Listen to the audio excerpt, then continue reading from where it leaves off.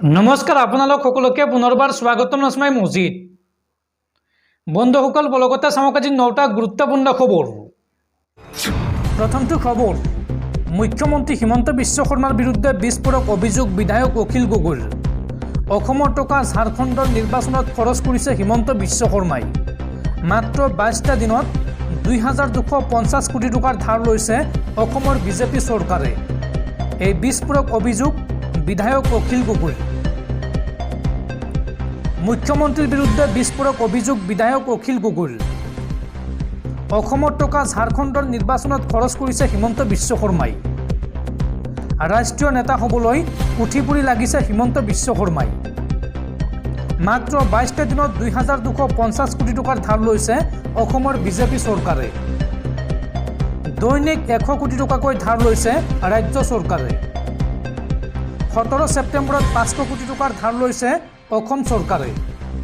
তাৰ পিছত 24 ছেপ্টেম্বৰত ধাৰ লৈছে 250 কোটি টকা। 1 অক্টোবৰত ধাৰ লৈছে 750 কোটি টকা। আৰু অহা 8 অক্টোবৰত পুনৰ ধাৰ ল'ব 750 কোটি টকা। এই সন্দৰ্ভত গুৱাহাটী উচ্চ ন্যায়ালয়ে সতৰ্ক কৰি দিছে অসম চৰকাৰক। ঠিকাদাৰক পাবলগীয়া ধন দিবলৈ সক্ষম নহয় বিজেপি চৰকাৰ। মুখ্যমন্ত্ৰী হিমন্ত বিশ্ব শৰ্মাৰ লগতে অসম চৰকাৰৰ বিৰুদ্ধে এই বিস্ফোৰক অভিযোগ উত্থাপন কৰিছে বিধায়ক অখিল গগৈয়ে। পৰৱৰ্তী খবৰ, নীতিশ কুমাৰ হ'ব দেশৰ পৰৱৰ্তী প্ৰধানমন্ত্ৰী। এই মন্তব্য কৰিছে জেডিইউৰ এগৰাকী মন্ত্ৰীয়ে। আৰু জেডিইউৰ মন্ত্ৰীগৰাকীৰ এই মন্তব্যৰ পিছতে বিজেপিত এতিয়া হাহাকাৰ। এই মুহূৰ্তত প্ৰশ্ন উত্থাপন হৈছে NDA ত্যাগ কৰি নীতিশ কুমাৰ যাব নেকি ইণ্ডিয়া এলায়েন্সত। নীতিশ কুমাৰ হ'ব দেশৰ পৰৱৰ্তী প্ৰধানমন্ত্ৰী। নীতিশ কুমাৰে বিজেপিৰ সংগ ত্যাগ কৰিব নেকি, এই মুহূৰ্তত প্ৰশ্ন উত্থাপন হৈছে। নীতিশ কুমাৰ প্ৰধানমন্ত্ৰী হোৱাটো দেশৰ সকলোৱে বিচাৰে। বিৰোধী দলেও নীতিশ কুমাৰক দেশৰ প্ৰধানমন্ত্ৰী হিচাপে বিচাৰে।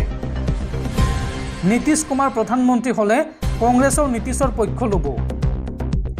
বিহাৰ চৰকাৰৰ মন্ত্ৰীয়ে এই মন্তব্য কৰি পুনৰ চিন্তাত পেলাইছে বিজেপিক।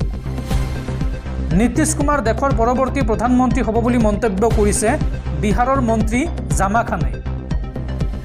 বিহাৰ চৰকাৰৰ সংখ্যালঘু কল্যাণ মন্ত্ৰীয়ে কৰিছে এই ডাঙৰ মন্তব্য। দেশৰ বিকাশৰ বাবে নীতিশ কুমাৰক প্ৰধানমন্ত্ৰী হিচাপে বিচাৰে দেশবাসীয়ে। আৰু এই মুহূৰ্তত প্ৰশ্ন উত্থাপন হৈছে পুনৰ পাভুলুটি মাৰিব নেকি বিহাৰৰ মুখ্যমন্ত্ৰী নীতিশ কুমাৰে। NDA ত্যাগ কৰি নীতিশ কুমাৰ পুনৰ যাব নেকি ইণ্ডি মিত্ৰজোঁটলৈ।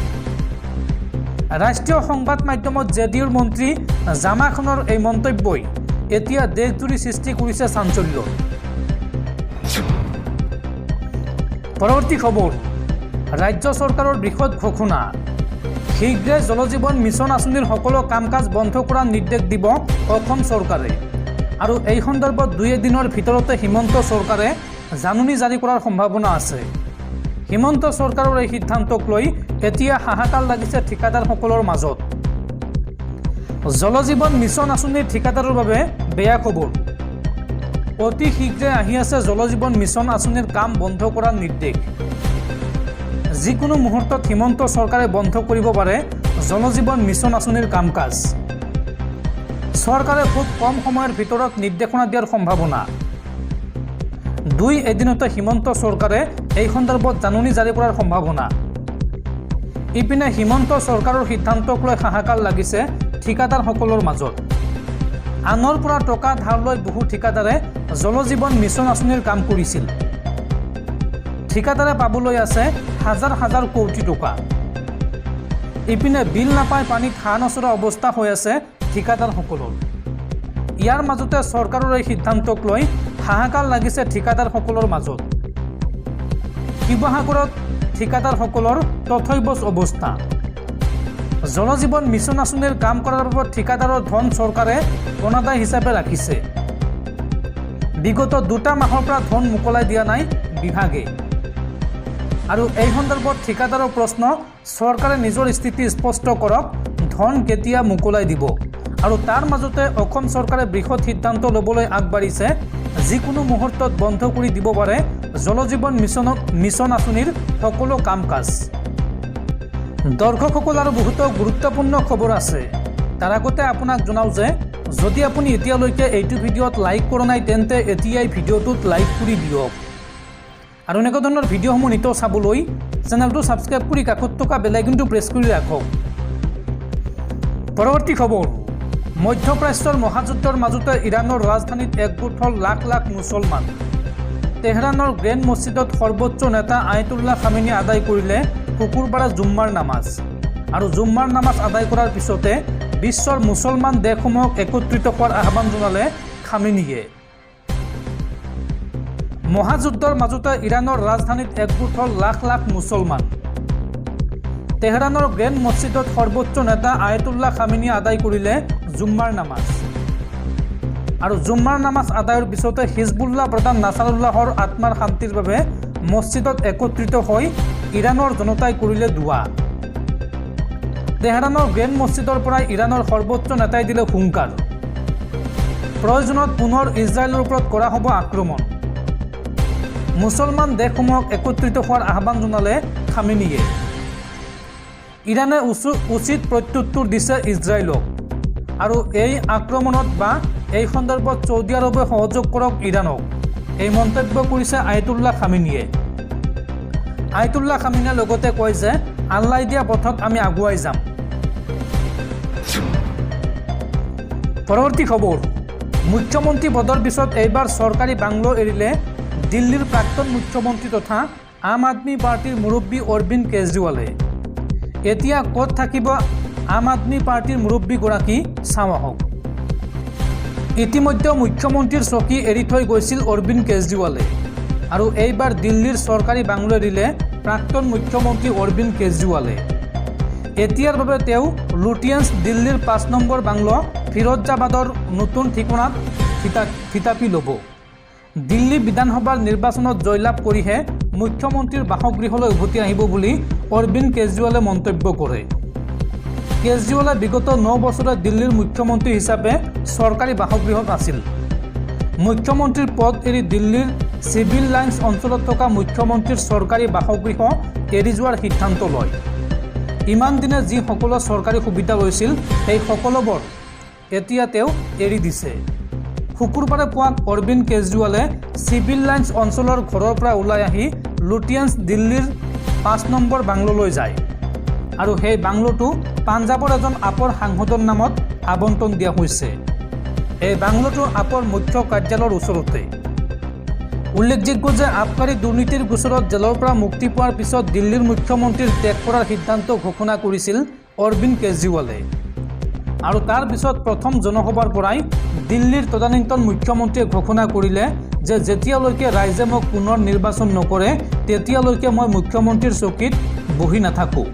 মই প্ৰতিজন মানুহৰ ঘৰলৈ যাম, ৰাস্তাত যাওঁ, কিন্তু ৰাইজৰ ৰায় নোলোৱাকৈ মই মুখ্যমন্ত্ৰীৰ পদ গ্ৰহণ নকৰোঁ, এই মন্তব্য কৰিছিল দিল্লীৰ প্ৰাক্তন মুখ্যমন্ত্ৰী অৰবিন্দ কেজৰিৱালে। আৰু সেই ঘোষণা অনুসৰি যোৱা ১৭ ছেপ্টেম্বৰত দিল্লীৰ মুখ্যমন্ত্ৰী পদৰ পৰা পদত্যাগ কৰিছিল আপৰ মুৰব্বীগৰাকীয়ে। তেওঁৰ ঠাইত আতিশীয়ে মুখ্যমন্ত্ৰী হিচাপে নিযুক্তি লাভ কৰে।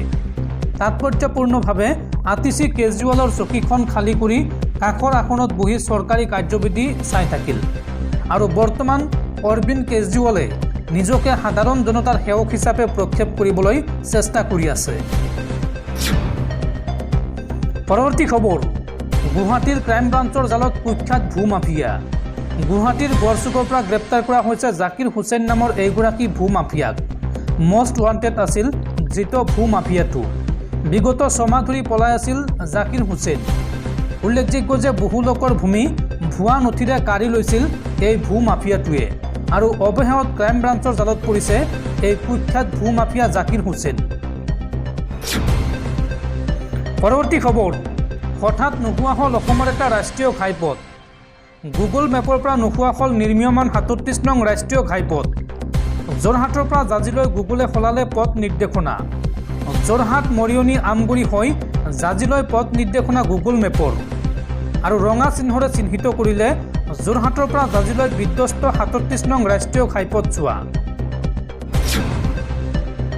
পৰৱৰ্তী খবৰ, অসম জাতীয় পৰিষদত যোগদান বোকাখাতৰ প্ৰাক্তন বিধায়ক জিতেন গগৈৰ। প্ৰাক্তন বিধায়কগৰাকীৰ বোকাখাত নিৰ্মাণ গোট চামিল হ'ল অসম জাতীয় পৰিষদত। অসম জাতীয় পৰিষদৰ সভাপতি লুৰিণজ্যোতি গগৈৰ উপস্থিতিত যোগদান কৰে জিতেন গগৈয়ে। পৰৱৰ্তী খবৰ, ৰাজ্যৰ সাধাৰণ জনতাক পুনৰ মাথমাৰ সোধাবলৈ সাজু হৈছে চৰকাৰ। পূজাৰ পাছতে যোৰহাট মেডিকেল কলেজ হাস্পাতালত বৃদ্ধি হ'ব চিকিৎসা সেৱাৰ মাচুল। গুৰু অস্ত্ৰোপচাৰৰ মাচুল 600 টকাৰ পৰা 6000 টকালৈ বৃদ্ধি হ'ব। বিচনাৰ মাচুল 10 টকাৰ পৰা 50 টকালৈ বৃদ্ধি হ'ব। পঞ্জীয়নৰ মাচুল 10 টকাৰ পৰা 20 টকালৈ বৃদ্ধি হ'ব আৰু পেয়িং কেবিনৰ মাচুল 1800 টকাৰ পৰা 3000 টকালৈ বৃদ্ধি হ'ব। শেহতীয়াকৈ এই ঘোষণা কৰিছে GMCH কৰ্তৃপক্ষই। পৰৱৰ্তী খবৰ, উমৰাংচুত স্থানীয় ৰাইজক উচ্ছেদ কৰি আদানীক ভূমি আবণ্টন কৰাৰ তীব্ৰ বিৰোধিতা CPIMৰ। ডিমা হাছাৰ 9000 বিঘা মাটি অসম চৰকাৰে গৌতম আদানীক চিমেণ্ট উদ্যোগ স্থাপনৰ বাবে গতাই দিবলৈ যি পদক্ষেপ গ্ৰহণ কৰিছে তাৰ CPIMৰ অসম ৰাজ্যিক কমিটিয়ে তীব্ৰ বিৰোধিতা কৰিছে। বিজেপি চৰকাৰ, বিশেষকৈ হিমন্ত বিশ্ব শৰ্মা নেতৃত্বাধীন চৰকাৰ স্থাপন হোৱাৰে পৰা খিলঞ্জীয়াক মাটিৰ অধিকাৰ প্ৰদান কৰাৰ কথা কৈ আহিছে। অসমবাসীক মাটিৰ অধিকাৰ প্ৰদানৰ বাবে বসুন্ধৰা 1, 2, 3 আদি আঁচনিৰ প্ৰচাৰো কৰিছে। কিন্তু কাৰ্যক্ষেত্ৰত স্থানীয় মানুহক উচ্ছেদ আৰু বৃহৎ উদ্যোগ প্ৰতিষ্ঠানক মাটি হস্তান্তৰহে এইখন চৰকাৰৰ ভূমি নীতি। ডিমা হাছাৰ বিজেপি পৰিচালনাধীন ডিমা হাছাৰ স্বায়ত্তশাসিত পৰিষদে কৰ্পৰেট ব্যৱসায়ী গৌতম আদানীক 9000 বিঘা ভূমি আবণ্টন দিয়াৰ বাবে উমৰাংচুৰ বৰচিলিং দং, চেৰলাংছ, বৰলাৱাং, চুটলাৱাং, চিংকিলাংছ, হাৰবেলাংছ আৰু চুলি কিদঙকে ধৰি কেইবাখনো গাঁৱৰ ৰাইজলৈ উচ্ছেদৰ জাননী দিছে বুলি জানিব পৰা গৈছে। স্থানীয় ৰাইজে এনে জনবিৰোধী পদক্ষেপৰ ইতিমধ্যে তীব্ৰ বিৰোধিতা কৰিছে আৰু এই সন্দৰ্ভত CPIMৰ অসম ৰাজ্যিক কমিটিয়ে উমৰাংচু 9000 বিঘা মাটি স্থানীয় ৰাইজৰ পৰা কাঢ়ি নি বৃহৎ পুঁজিপতিক গতাই দিয়াৰ তীব্ৰ বিৰোধিতা কৰিছে। দলে উদ্বেগেৰে লক্ষ্য কৰিছে যে বিজেপি চৰকাৰে সাধাৰণ মানুহক উচ্ছেদ কৰাৰ নীতিকে মূল ভূমি নীতি হিচাপে গ্ৰহণ কৰিছে আৰু এই নীতিৰ প্ৰধান লক্ষ্য হৈ পৰিছে ৰাজ্যখনৰ মুছলমান আৰু জনজাতীয় লোকসকল। CPIMৰ অসম ৰাজ্যিক কমিটিয়ে বিকল্প সংস্থাপন নিদিয়াকৈ সকলো ধৰণৰ উচ্ছেদ বন্ধ ৰাখিবলৈ অসম চৰকাৰক দাবী জনাইছে।